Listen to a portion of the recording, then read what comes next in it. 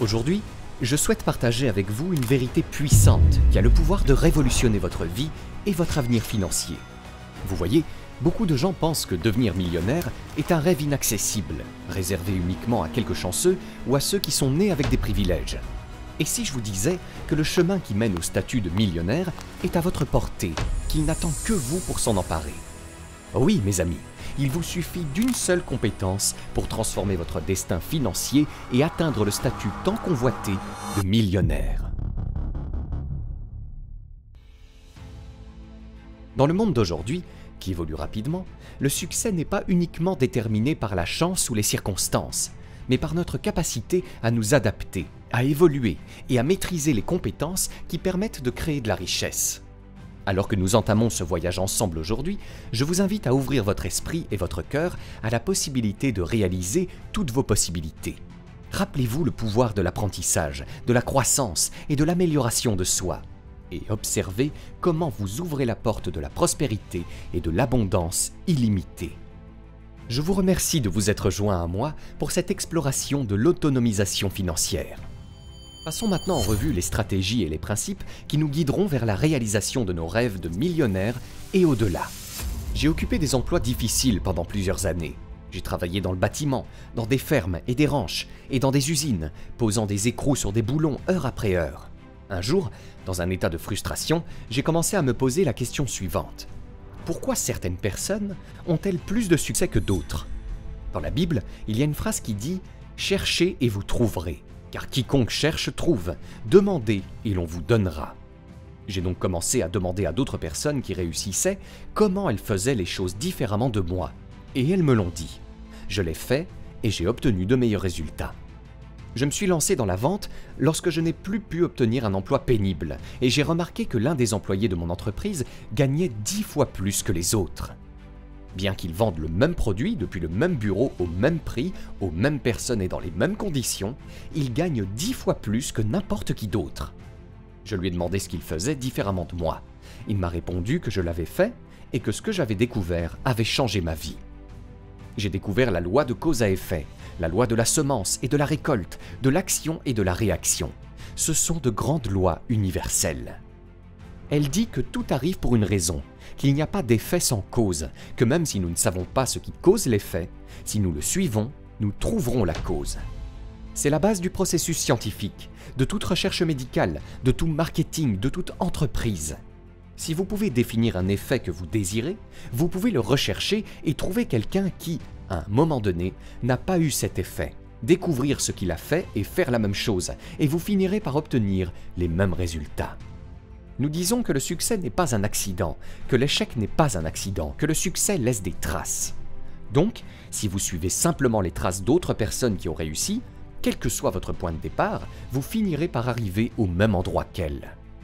Les deux choses les plus importantes dont nous avons besoin pour être heureux et en bonne santé sont un sentiment de contrôle, le sentiment que nous avons le contrôle de notre vie, que les choses arrivent pour une raison, et un sentiment de cohérence, le sentiment que les choses s'intègrent bien les unes aux autres. Lorsque j'ai compris que la loi de cause à effet expliquait tout, j'ai été enthousiasmé. Dans la vente, je me suis hissé au sommet de ma force de vente. J'ai lu, j'ai appris, j'ai suivi des cours et surtout, j'ai appliqué ce que j'avais appris. Lorsque je me suis engagé dans l'immobilier, l'importation, le développement, la fabrication, la distribution et toute une série d'entreprises au fil des ans, la première chose que j'ai faite a été de me demander comment cela fonctionne-t-il? Comment les gens réussissent-ils dans ce domaine? Je me suis alors immergé, j'ai passé des heures et des heures à étudier, puis j'ai fait ce que faisaient les gens qui réussissaient le mieux. Nous disons que la nature est neutre, c'est-à-dire qu'elle ne se soucie pas de qui vous êtes. Peu importe que vous soyez grand ou petit, homme ou femme, noir ou blanc, instruit ou non. La nature ne s'intéresse qu'à ce que vous fassiez ce que font les gens qui réussissent. La nature ne se préoccupe pas de faire une recette. Vous suivez une recette et vous obtenez le plat. N'est-ce pas fascinant? La nature fonctionne selon ses propres conditions, indifférentes à notre statut ou à nos capacités. Dans notre société, tout comme le concept de justice, elle reste aveugle aux attributs individuels. Oui, il existe d'innombrables individus, peut-être moins intelligents ou moins talentueux que vous, mais qui s'envolent sur les ailes de la réussite. Pourquoi? Parce qu'ils s'attachent au principe éprouvé de la réussite. C'est une pilule amère à avaler que de voir quelqu'un d'apparemment moins capable nous dépasser en termes de richesse ou de stature. Mais voici la clé. Le succès laisse un signal.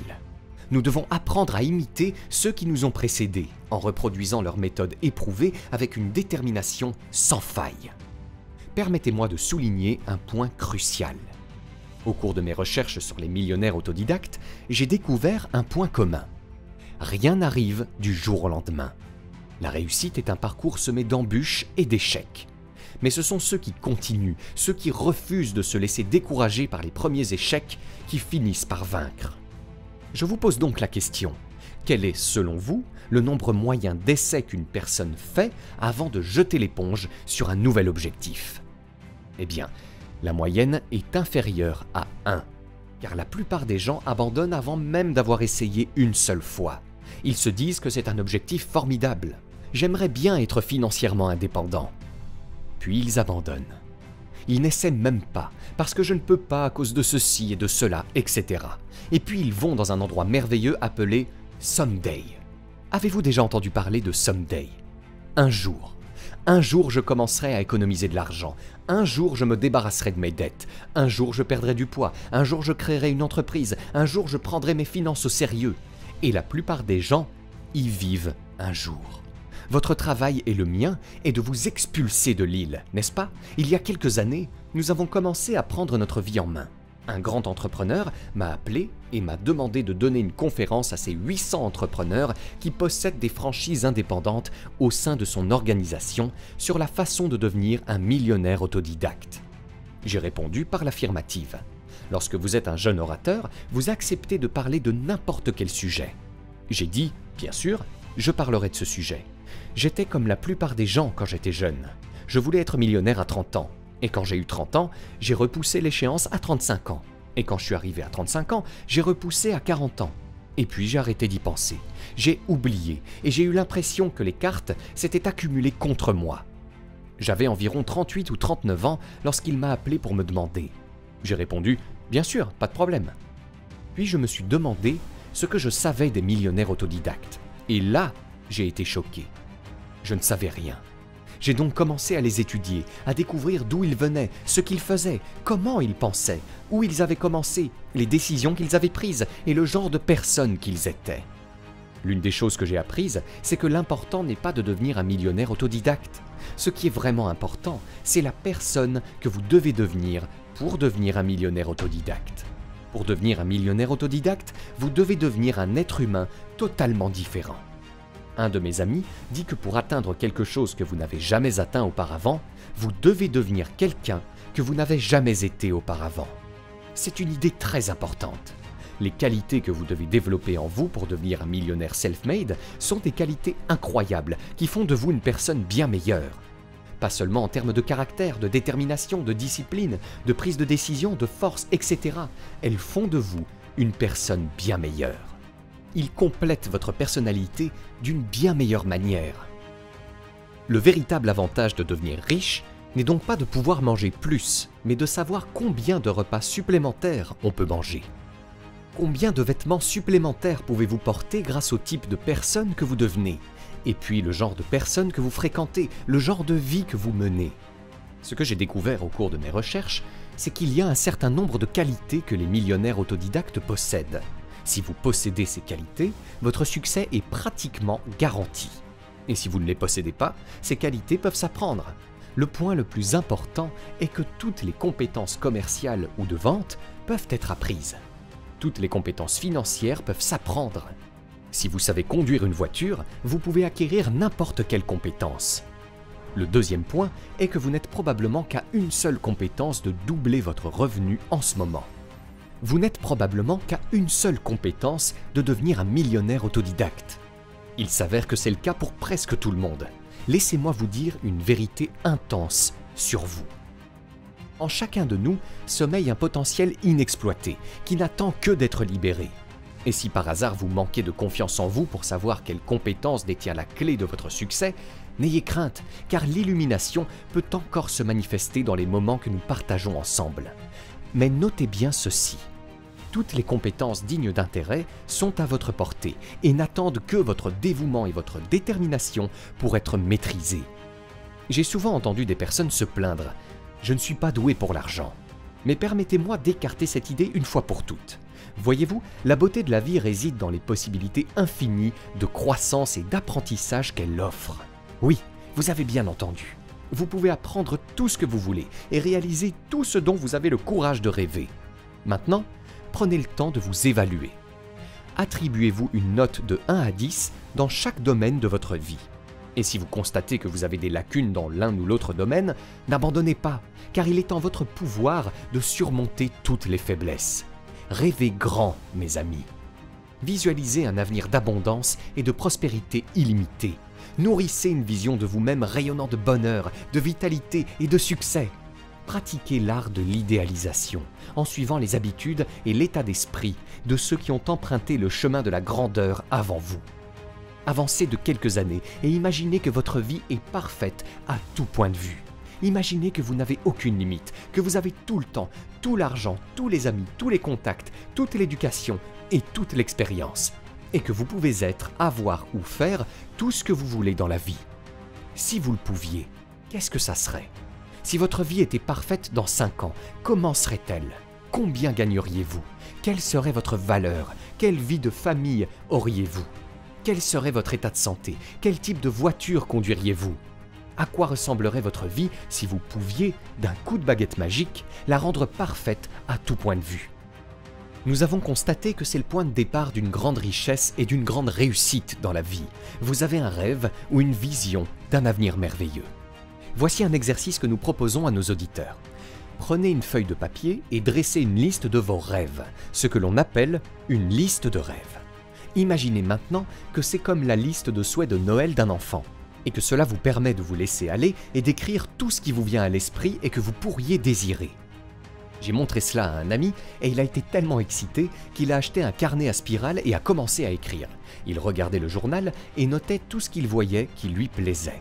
La première fois, il s'est fixé 330 objectifs. Et à la fin du mois, il avait 500 choses à faire.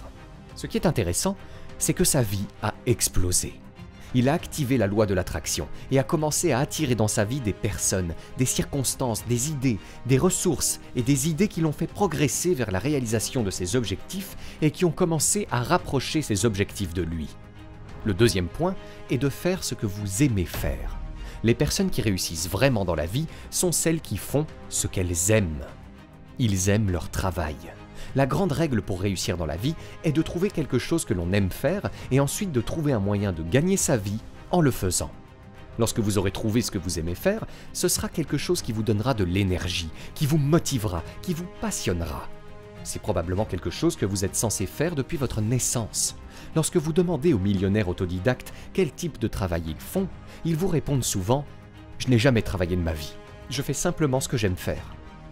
Troisièmement, il faut s'engager à atteindre l'excellence. C'est très important et j'ai eu du mal avec cela quand j'étais jeune, parce que je n'étais jamais bon à rien.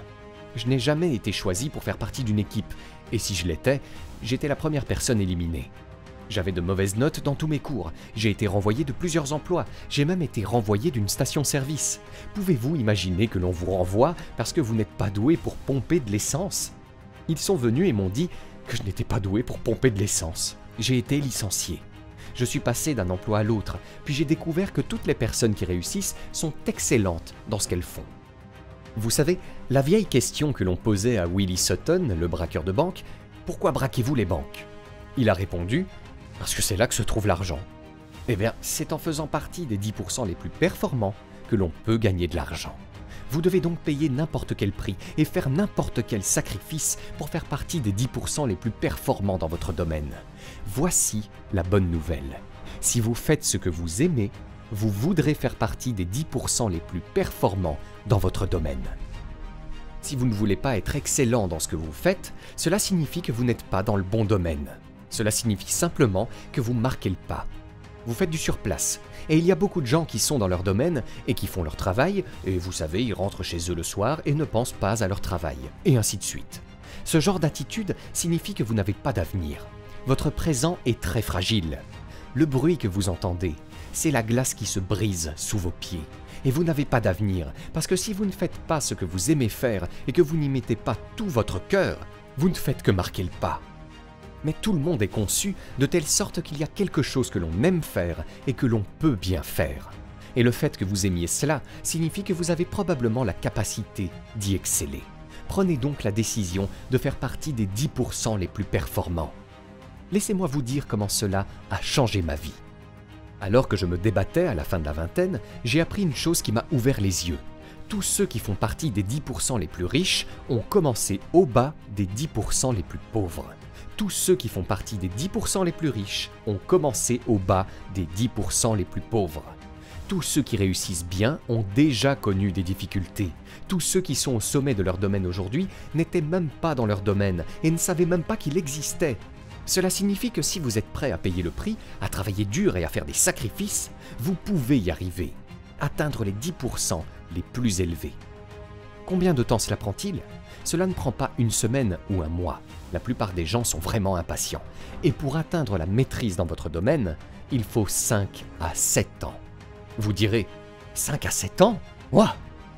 Je serai plus vieux de 5 à 7 ans avant de commencer à profiter des grandes récompenses. De toute façon, quel âge aurez-vous dans 5 à 7 ans ? Voici un point important. Vous êtes prêt. Le temps passera de toute façon. Le temps passera et dans 5 à 7 ans se seront écoulés. La seule question est de savoir si vous serez au sommet de votre domaine ou si vous ferez encore partie des 80% de médiocres. Ce qui est merveilleux, c'est que personne n'est meilleur que vous et personne n'est plus intelligent que vous. Si quelqu'un d'autre est au sommet de son domaine, cela signifie que vous pouvez également être au sommet de votre domaine. Il suffit d'aller les voir et de découvrir comment ils sont arrivés là, parce qu'ils sont partis du bas de l'échelle. Cela peut prendre plus de temps pour certains et moins pour d'autres, mais tous ceux qui avancent et continuent d'avancer finissent par y arriver. Et c'est là que se trouvent toutes les récompenses. En outre, c'est là que se trouve toute la joie de vivre. Lorsque vous êtes vraiment bon dans ce que vous faites, vous vous sentez bien dans votre peau. On est respecté et estimé par tous ceux qui nous entourent. Vous pouvez écrire votre propre destin. On peut ouvrir n'importe quelle porte quand on est bon dans ce qu'on fait, parce qu'on se réveille le matin et qu'on sait qu'on est bon. Et cela est plus important que les récompenses qui en découlent. La clé suivante consiste à développer vos talents et compétences uniques. Chaque personne est conçue dès l'enfance avec des talents et des compétences spécifiques qui, s'ils sont développés au maximum, vous permettront de réaliser tout ce que vous désirez dans la vie. Chacun est génétiquement structuré pour être capable de faire quelque chose d'excellent, de l'apprécier, de le faire bien et d'en tirer une grande satisfaction. Peter Drucker pose souvent la question suivante. En quoi êtes-vous bon aujourd'hui ? En quoi devriez-vous être bon ? En quoi pourriez-vous être bon ? Qu'est-ce qui vous permettra d'être bon ? L'une des questions que nous posons consiste à faire le point sur votre vie. Qu'est-ce qui a le plus contribué à votre succès jusqu'à présent ? Qu'est-ce qui a été le plus responsable dans le passé ? Qu'avez-vous fait ? Qu'est-ce qui vous a donné les meilleurs résultats ? Car comme nous l'avons déjà dit, le succès laisse des traces. Et si vous vous penchez sur votre passé, vous trouverez souvent des indicateurs qui vous guideront vers votre avenir. La prochaine clé pour devenir un millionnaire autodidacte est de se considérer comme autonome. Il s'agit de voir que vous êtes autonome. Ce que nous avons découvert, c'est que les 3% d'adultes les plus performants de notre société se considèrent comme autonomes. Ils se considèrent comme responsables de leur propre vie.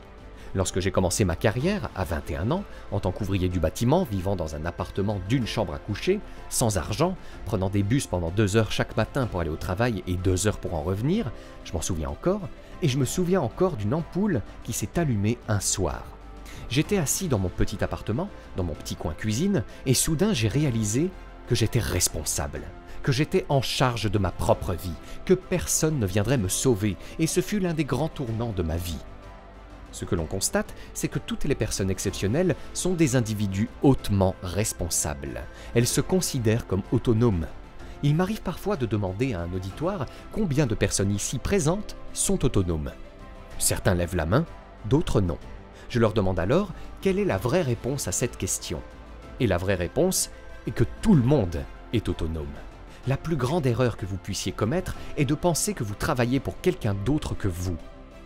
Même si quelqu'un d'autre signe votre chèque de paie pour toute votre vie, les personnes les plus précieuses dans une organisation sont celles qui traitent l'entreprise comme s'il s'agissait de la leur.